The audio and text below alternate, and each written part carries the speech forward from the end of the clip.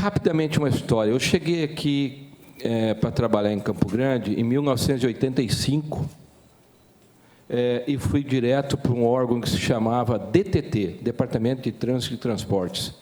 DTT, eu acho que é a época aí do Vila Sante, o resto não. Depois do DTT virou CETRAT, a CETRAT virou a GETRAN.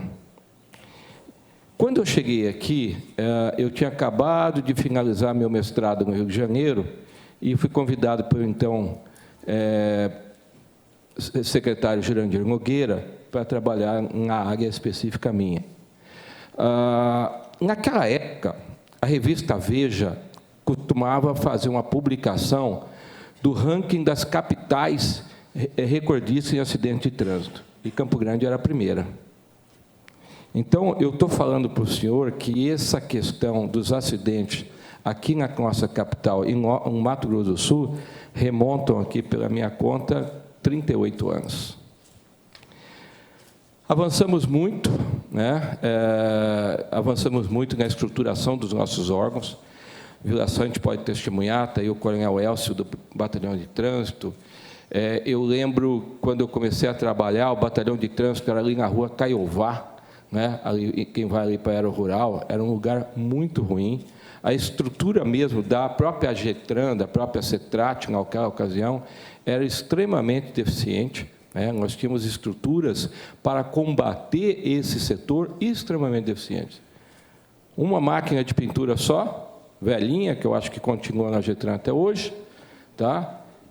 Não tínhamos agente de trânsito naquela ocasião, não tínhamos cone, não tínhamos estrutura suficiente para fazer o serviço correto.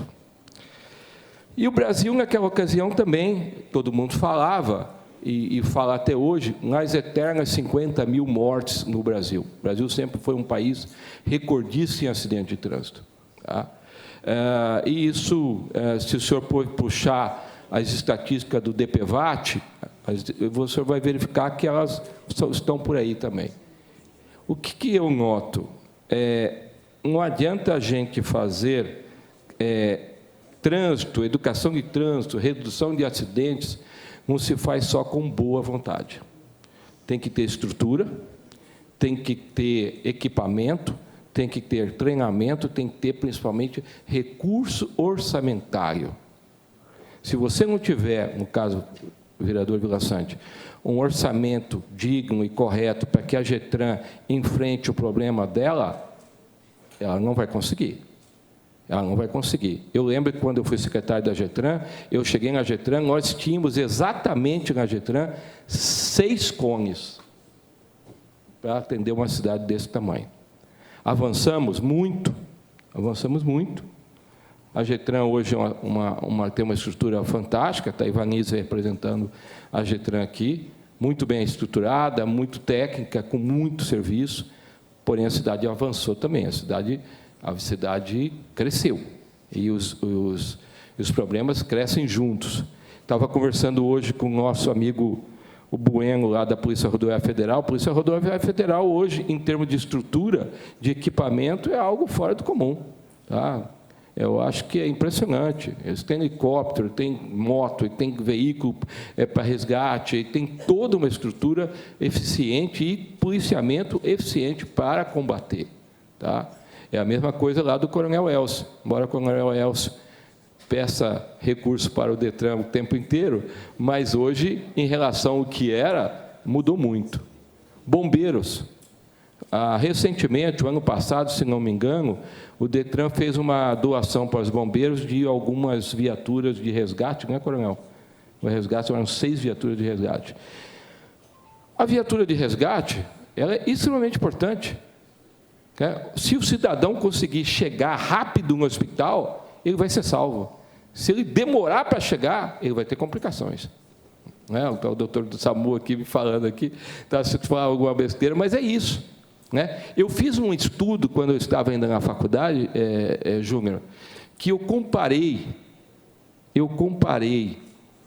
os acidentes com mortes no Maranhão e em Santa Catarina.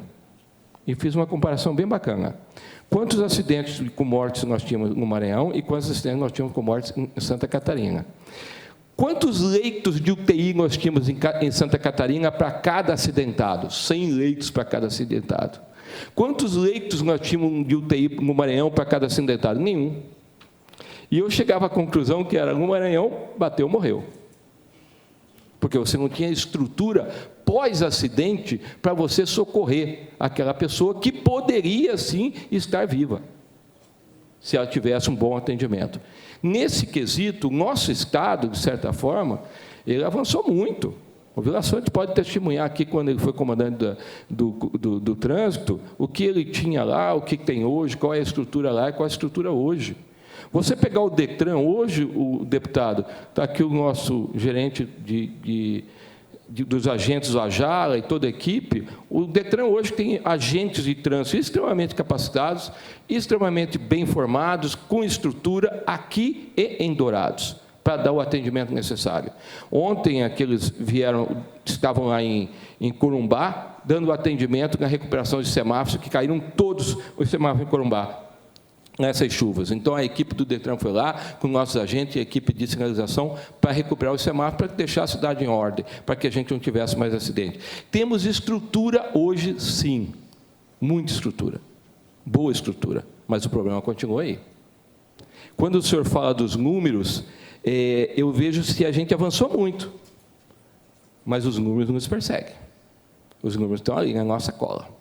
Tá? E não é a gente achar que isso vai se resolver de uma hora para outra. O ano passado, deputado, mudou o antigo DENATRAN, Departamento Nacional de Trânsito, mudou para a SENATRAN, Secretaria Nacional de Trânsito. A Secretaria Nacional de Trânsito, um passo a mais, um reconhecimento a mais no setor e da importância para o trânsito. Eu tenho ido na Senatran de vez em quando, lá em Brasília.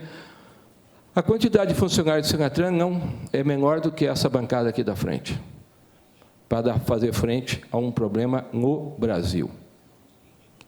Os recursos das multas, os recursos nossos das multas, nós temos 5%, né? 5% dos nossos recursos vão para o FUNSET, não é isso? Tá? Que é lá em Brasília. Esses recursos do FUNSET são contingenciados há anos pelo governo federal para fazer caixa para que o governo federal não tenha déficit.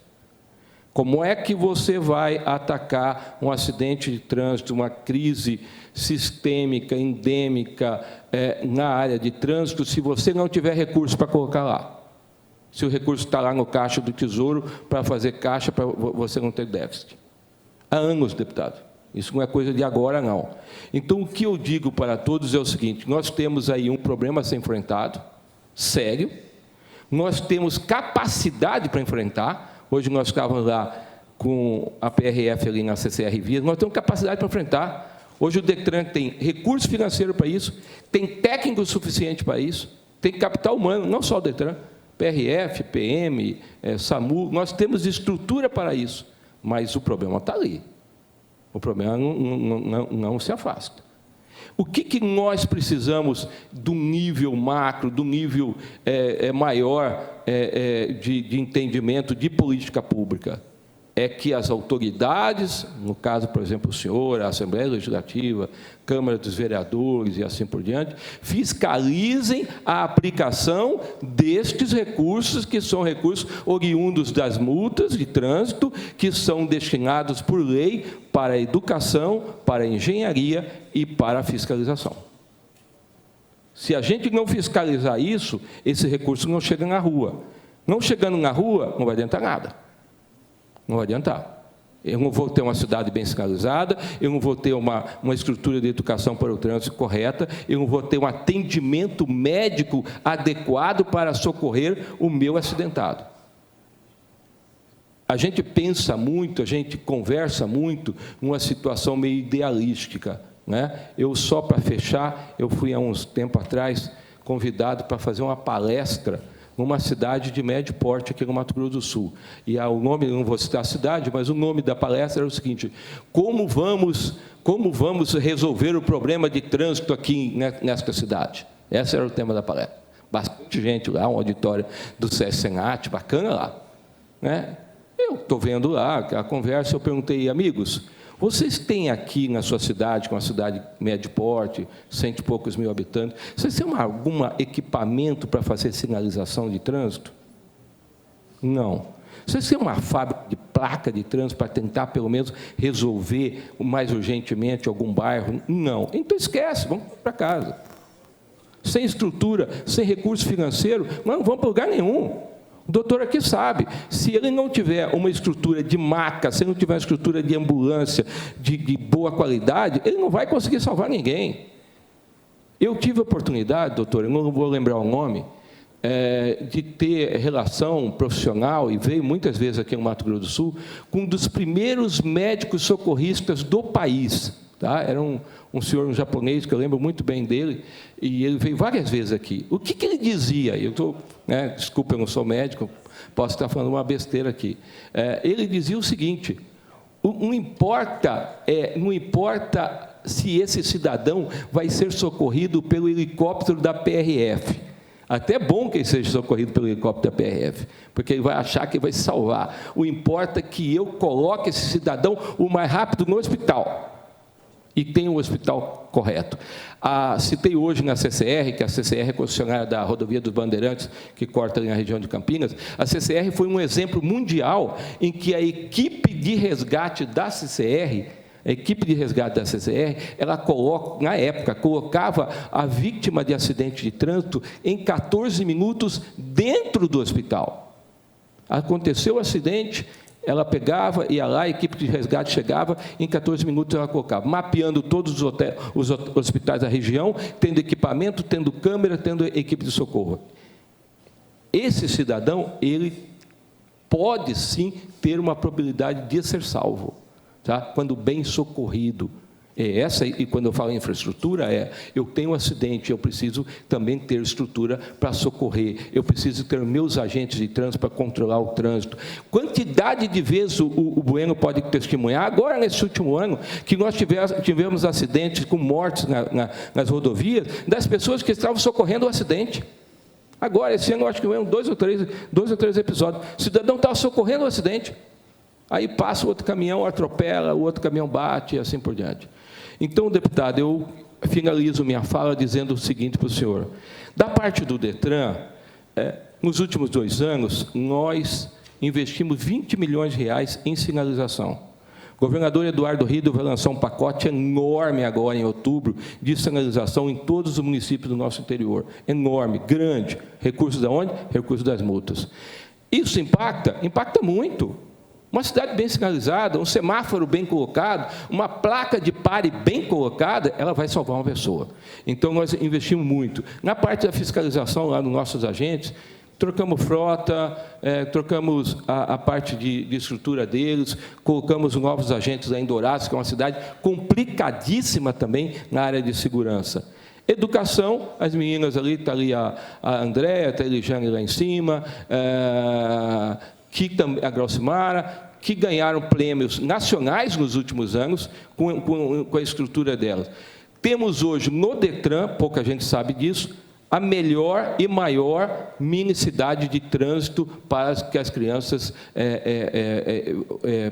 sejam instruídas. Nós recebemos todo dia, deputado, um ônibus cheio de criança para que passe conosco, para que aprenda e tal. Isso custa, mas é um custo bom, né? É um custo bom, dá cachorro-quente para a criançada, elas se divertem, elas levam para casa uma outra mensagem de trânsito. A nossa parte nós temos feito, mas me preocupa muito. Não adianta, eu ainda, em relação a toda essa minha história, eu vejo resultados pequenos nesse avanço. Tá? Eu acho que a gente tem que avançar mais. Está aí nosso juiz aqui, avançar na área de penalização, na área de judicialização. É muito comum ainda você ter acidentes graves, acidentes com morte, acidentes com motorista embriagado, matando uma pessoa, matando o outro, no dia seguinte ele está solto.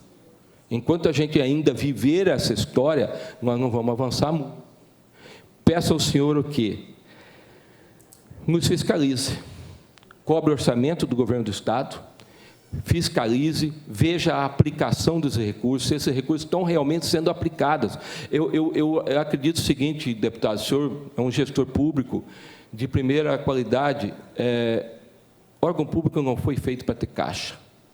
O órgão público não foi feito. O órgão público, lógico, nós não estamos lá para dar prejuízo, para não pagar a folha, para não ter os recursos necessários. Mas eu não quero passar o ano com dinheiro em caixa. Eu prefiro passar o ano com dinheiro na rua.